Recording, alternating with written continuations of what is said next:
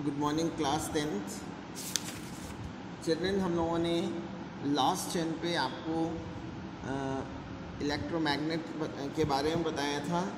अभी मैंने DC motor को छोड़ दिया है, उसको पढ़ाया जाएगा, लेकिन आज हम लोग इलेक्ट्रोमैग्नेटिक इंडक्शन से रिलेटेड चीज़ें देख रहे हैं। तो सबसे पहले इसमें साइड हेडिंग हमें देखना है मैग्नेटिक फ्लक्स। मैग्नेटिक फ्लक्स इसको फाई सिंबल से लिखते हैं। फाई के बेस में बी लिख देते हैं, बी फॉर मैग्नेटिक फील्ड। ये मैग्नेटिक फ्लक्स होता क्या है? देखिए, अगर मैं एक क्लोज सरफेस ले लूँ, ये मैंने किसी भी तरह का ज़रूरी नहीं है सर्कुलर हो, कोई भी एक क्लोज सरफेस ले लीजिए जिसका एरिया मैंने सपोज कर लिया है कि कैपिटल ए है, और इस सरफेस के अंदर से मैग्नेटिक फील्ड परपेंडिकुलर पास हो रही है। अगर किसी सरफेस के अंदर से किसी क्लोज सरफेस के अंदर से अगर मैग्नेटिक फील्ड परपेंडिकुलर पास हो रही हो, मैग्नेटिक फील्ड अगर परपेंडिकुलर इसके अंदर से पास हो रही हो, तो मैग्नेटिक फील्ड बी, और इस सरफेस पे हम लोग एक एरिया वेक्टर ड्रॉ करते हैं। एरिया वेक्टर की डायरेक्शन जो भी आप सरफेस ले रहे हैं उसके परपेंडिकुलर होगा और हमेशा बाहर की ओर होगा। ये एरिया वेक्टर है, ठीक है। किसी भी क्लोज सरफेस से कितनी मैग्नेटिक फील्ड परपेंडिकुलर पास हो रही हैं, उसी को हम मैग्नेटिक फ्लक्स कहते हैं। यानी total number of magnetic lines of forces, total number of magnetic lines of forces passing perpendicular को नॉर्मल भी बोलते हैं, passing normal to the surface भी कह देते हैं। पासिंग परपेंडिकुलर और normal to the surface, passing perpendicular to the surface is called magnetic flux, linked with that surface, ठीक है। किसी सरफेस के अंदर से कितनी मैग्नेटिक लाइंस परपेंडिकुलर पास हो रही हैं, उसको हम लोग मैग्नेटिक फ्लक्स कहते हैं। जैसे इस फिगर में देखिए, तो इसके अंदर से कितनी लाइंस पास हो रही हैं? 1 2 3 4 5 लाइंस परपेंडिकुलर पास हो रही हैं, तो मैग्नेटिक फ्लक्स की वैल्यू 5 हो जाएगी, ठीक है। तो मैग्नेटिक फ्लक्स की वैल्यू 5 हो गई। लेकिन इसका जो फॉर्मूला होता है मैग्नेटिक फ्लक्स का, उसको हम लोग मैग्नेटिक फील्ड और एरिया वेक्टर का प्रोडक्ट लेते हैं। बीच में मैंने डॉट लगाया है, इस डॉट को बोलते हैं स्केलर प्रोडक्ट। डॉट को क्या बोलते हैं?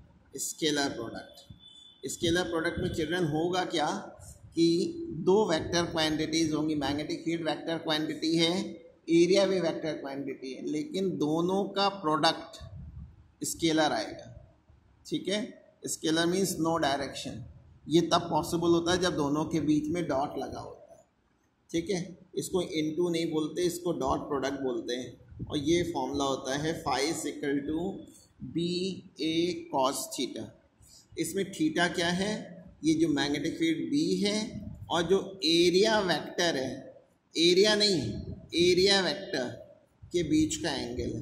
तो एरिया वेक्टर और मैग्नेटिक फील्ड इस फिगर में पैरेलल है, तो उनके बीच का एंगल 0 हो जाएगा, ठीक है। अच्छा, तो हम इस तरह से भी कह सकते हैं द स्केलर प्रोडक्ट। बीच में डॉट का मतलब मैंने बताया कि प्रोडक्ट के फॉर्म में मैं डिफाइन कर रहा हूँ। The scalar product of magnetic field B and area vector A is called magnetic flux, linked with that surface. Exam में कोई भी डेफिनेशन लिख दीजिएगा, ऊपर वाली या इनमें से कोई भी। अब बात आती है इसकी एसआई यूनिट क्या होगी। SI unit of magnetic flux. Magnetic flux की जो एसआई यूनिट है मैग्नेटिक फील्ड की यूनिट होती है न्यूटन पर एम्पियर मीटर, इसी को टेस्ला भी बोलते हैं। न्यूटन पर एम्पियर मीटर को टेस्ला बोलते हैं। और एरिया की हो जाएगी मीटर स्क्वायर।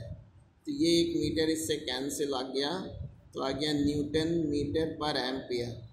और न्यूटन मीटर पर एम्पियर को वेबर बोलते हैं, weber, capital W small B. ये मैग्नेटिक फ्लक्स की यूनिट होती है वेबर। और अगर मैं इसकी CGS यूनिट पूछूं, CGS unit of magnetic flux वो होती है मैक्सवेल, मैक्सवेल, ठीक है। मैक्सवेल CGS यूनिट है। तो 1 वेबर की जो वैल्यू होती है वो 10⁸ मैक्सवेल के इक्वल होती है। 1 वेबर की वैल्यू 10⁸ मैक्सवेल के इक्वल होगी। अच्छा, तो मैग्नेटिक फ्लक्स समझ में आ गया होगा। किसी भी क्लोज सरफेस के अंदर से कितनी लाइंस परपेंडिकुलर पास हो रही हैं उनको हम लोग मैग्नेटिक फ्लक्स कहते हैं। अब इलेक्ट्रोमैग्नेटिक इंडक्शन क्या होता है? इलेक्ट्रोमैग्नेटिक इंडक्शन, एक साइंटिस्ट थे माइकल फेराडे। उनके दिमाग में ये आया कि जब ऑयस्टेड एक्सपेरिमेंट में हम ये पढ़ते हैं कि किसी वायर में करंट फ्लो कराइए तो उसके चारों ओर मैग्नेटिक फील्ड प्रोड्यूस हो जाता है। तो उनके दिमाग में आया कि इसकी रिवर्स फिनोमेना भी होनी चाहिए, यानी अगर वायर के चारों ओर मैग्नेटिक फील्ड अगर हम प्रोड्यूस कराएं तो उस वायर में करंट फ्लो करनी चाहिए। तो इसके लिए उन्होंने क्या किया, एक वायर ले लिया और उसको एक क्लोज लूप का फॉर्म दे दिया। कहीं सेल नहीं लगाया है, कोई बैटरी नहीं लगाया है जिसकी वजह से करंट फ्लो करे। बस उन्होंने एक मैग्नेट लिया, ये मैग्नेट ले लिया। ये मैग्नेट अगर है तो इस मैग्नेट की मैग्नेटिक फील्ड भी होगी। ये मैग्नेटिक लाइंस मैंने दिखा दिया, नॉर्थ पोल से निकलेगी, साउथ पोल में एंटर करेगी, ठीक है ना। बस मैग्नेट को रख दिया है। जब मैग्नेट को इस कॉइल के पास रख देंगे तो इस कॉइल के अंदर से कुछ मैग्नेटिक लाइंस पास होंगी। और जब भी मैग्नेटिक लाइंस किसी क्लोज सरफेस से पास होती है तो मैग्नेटिक फ्लक्स होता है, ठीक है। तो फैराडे ने देखा कि जो मैग्नेट और कॉइल के बीच की डिस्टेंस को आप कांस्टेंट ना रखें, घटाते बढ़ाते रहें। कभी मैग्नेट को पास ले जाएं, कभी दूर ले जाएं, पास लाएं, दूर ले जाएं, या मैग्नेट को अगर स्टेशनरी कर दिया है तो लूप को आगे पीछे मूव कराएं। तो लूप को जब आगे पीछे मूव कराते हैं तो इस कॉइल के अंदर से पास होने वाली मैग्नेटिक फील्ड में चेंज होता है। कैसे? जब पास लाएंगे तो ये साइड वाली लाइंस भी इसके अंदर से पास होने लगेंगी, पीछे ले जाएंगे तो ये लाइंस भी बाहर निकल जाएंगी। तो जब कभी भी किसी मैग्नेट और कॉइल के बीच में रिलेटिव मोशन कराते हैं बच्चों, तो कॉइल के अंदर से पास होने वाली मैग्नेटिक फील्ड में चेंज होता है, मैग्नेटिक फील्ड B में चेंज होता है। और मैग्नेटिक फील्ड में चेंज होने से फ्लक्स में चेंज होता है। और फ्लक्स में चेंज होने से क्या होता है कि एक इलेक्ट्रोमोटिव फोर्स इस कॉइल में डेवलप हो जाता है, ठीक है। और एक करंट फ्लो करने लग जाती है। जो करंट फ्लो करती है उसको इंड्यूस करंट कहते हैं, और जो ये फिनोमेना है उसको इलेक्ट्रोमैग्नेटिक इंडक्शन कहते हैं। तो इलेक्ट्रोमैग्नेटिक इंडक्शन को मैं डिफाइन कर रहा हूँ कि when there is a relative motion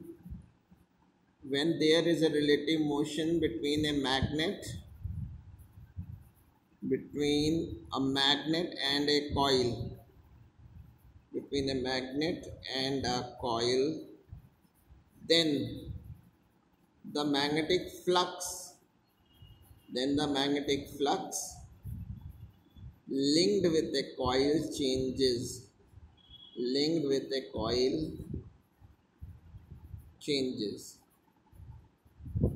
due to which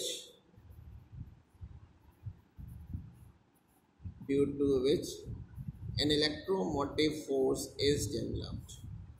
इसकी वजह से क्या होता है कि इलेक्ट्रोमोटिव फोर्स डेवलप हो जाता है। This phenomena, electromotive force develop होने की जो फिनोमेना है बच्चों, this phenomena is called electromagnetic induction. उसको हम लोग इलेक्ट्रोमैग्नेटिक इंडक्शन बोलते हैं। तो इलेक्ट्रोमैग्नेटिक इंडक्शन क्या होती है कि जब कभी भी मैग्नेट और कॉइल के बीच में रिलेटिव मोशन कराते हैं, उनके बीच की डिस्टेंस को कम ज़्यादा करते हैं, तो उस कॉइल के अंदर से पास होने वाली मैग्नेटिक फील्ड में चेंज होता है, जिसकी वजह से फ्लक्स में चेंज होता है, ठीक है। जब और उसकी वजह से एक इलेक्ट्रोमोटिव फोर्स डेवलप हो जाता है। ये फिनोमेना इलेक्ट्रोमैग्नेटिक इंडक्शन कहलाती है।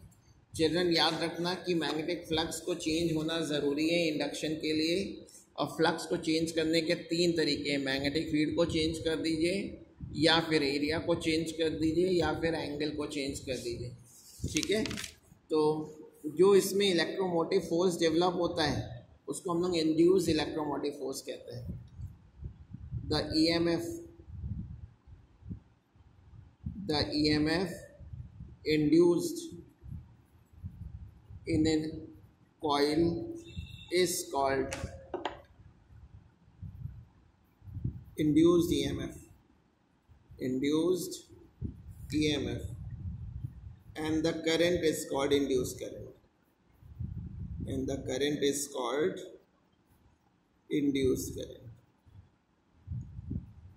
ठीक है। इस इंड्यूस करंट या इंड्यूस EMF वो करंट होती है या वो EMF होता है जो बिना किसी सेल के प्रोड्यूस होता है।